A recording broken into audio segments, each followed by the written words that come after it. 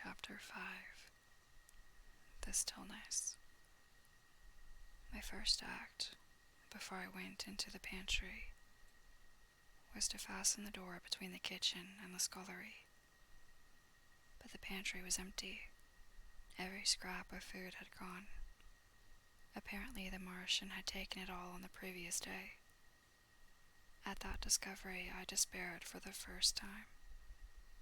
I took no food, or no drink either, on the 11th or the 12th day.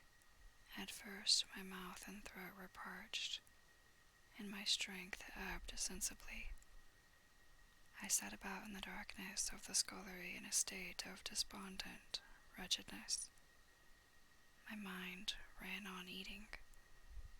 I thought I had become deaf, for the noises of movement I had been accustomed to hear from the pit had ceased absolutely. I did not feel strong enough to crawl noiselessly to the people, or I would have gone there. On the 12th day, my throat was so painful that, taking the chance of alarming the Martians, I attacked the creaking rainwater pump that stood by the sink and got a couple of glassfuls of blackened and tainted rainwater. I was greatly refreshed by this, and emboldened by the fact that no inquiring tentacle followed the noise of my pumping. During these days, in a rambling, inconclusive way, I thought much of the curate and of the manner of his death. On the 13th day I drank some more water, and dozed and thought disjointedly of eating, and of vague, impossible plans of escape. Whenever I dozed, I dreamt of horrible phantasms, of the death of the curate, or of sumptuous dinners. But asleep or awake, I felt a keen pain that urged me to drink again and again. The light that came into the scullery was no longer gray but red. To my disordered imagination, it seemed the color of blood.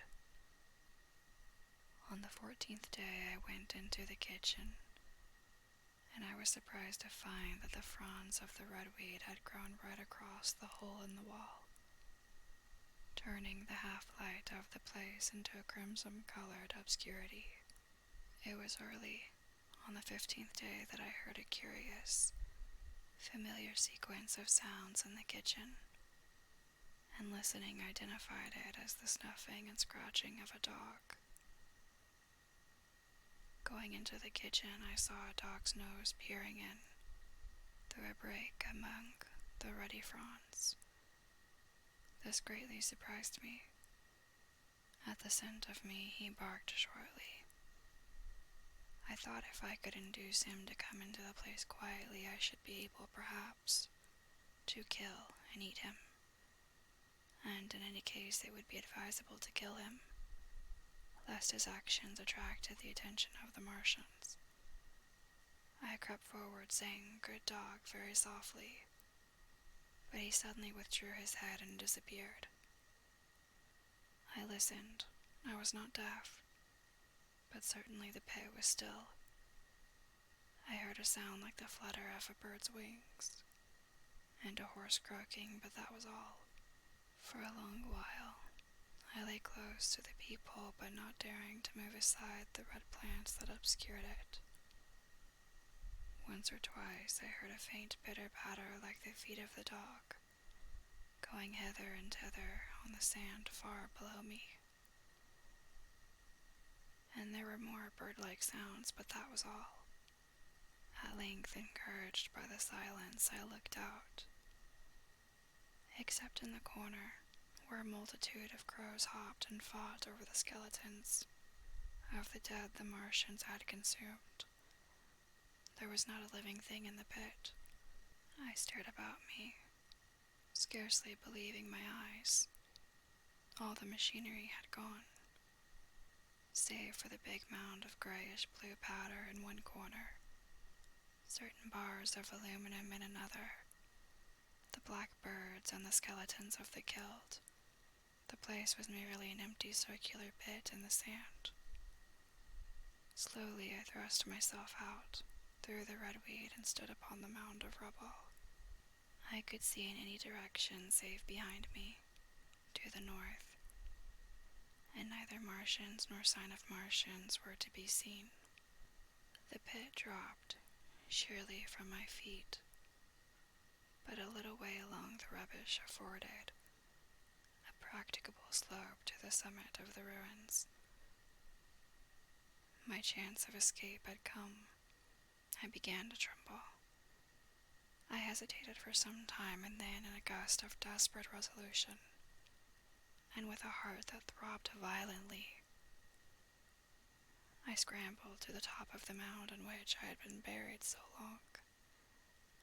I looked about again. To the northward, too, no Martian was visible. When I had last seen this part of Sheen in the daylight, it had been a straggling street of comfortable white and red houses interspersed with abundant shady trees. Now I stood on a mound of smashed brickwork, clay, and gravel, over which spread a multitude of red cactus-shaped plants, knee-high, without a solitary terrestrial growth to dispute their footing. The trees near me were dead and brown, but further a network of red thread scaled the still living stems. The neighboring houses had all been wrecked, but none had been burned. Their walls stood, sometimes to the second story, with smashed windows and shattered doors. The red weed grew tumultuously in their roofless rooms. Below me was the great pit, with the crow struggling for its refuse. A number of other birds hopped about among the ruins. Far away, I saw a gaunt cat slink crouchingly along a wall, but traces of men there were none. The day seemed, by contrast with my recent confinement, dazzlingly bright, the sky a glowing blue. A gentle breeze kept the red weed that covered every scrap of unoccupied ground gently swaying, and oh, the sweetness of the air.